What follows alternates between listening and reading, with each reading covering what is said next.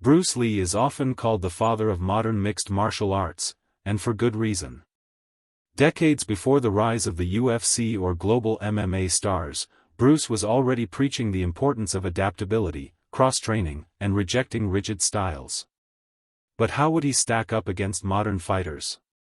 Let's dive into the comparative story of Bruce Lee versus today's elite.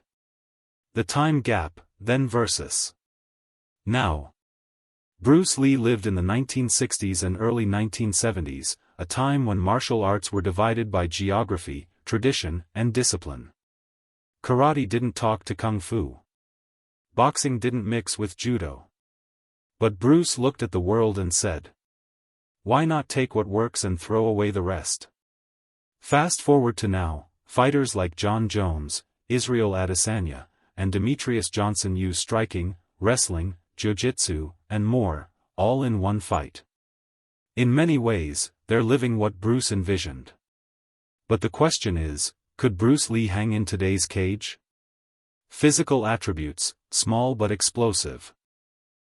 Bruce Lee weighed around 135 to 145 pounds, with incredibly low body fat and elite muscle control. He wasn't a heavyweight destroyer, but in the bantamweight or featherweight division, his speed, reaction time, and agility would still be elite. Modern fighters have access to better nutrition, sports science, and advanced training. But Bruce was already decades ahead of his time. He used isometric training, plyometrics, and explosive resistance techniques when most were still doing push-ups in a GI. Skill set breakdown. Striking. Bruce Lee's speed and power were legendary. His use of angles, feints, and timing would rival any elite striker today.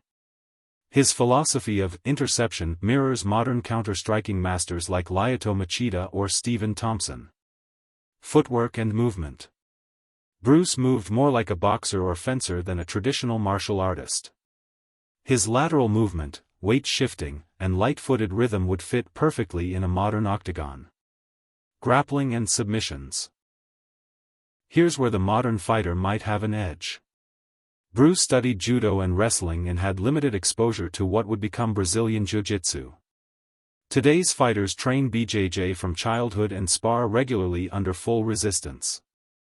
If Bruce had continued evolving, it's likely he would have embraced ground fighting the way he did everything else, but back then, it wasn't widely accessible.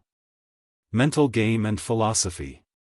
Where Bruce might surpass many modern fighters is in mental discipline, focus, and philosophy. He trained like a monk, relentless, introspective, and hyper-analytical. His ability to stay calm under pressure, visualize success, and embrace simplicity gave him a mental edge many athletes struggle to reach even today. His mindset was not just to win, but to express truth through combat. That level of intentionality turns a fight into an art form. If Bruce were born today. If Bruce Lee had access to today's coaching, sports medicine, and fight camps, there's little doubt he would thrive. He was a sponge, Al.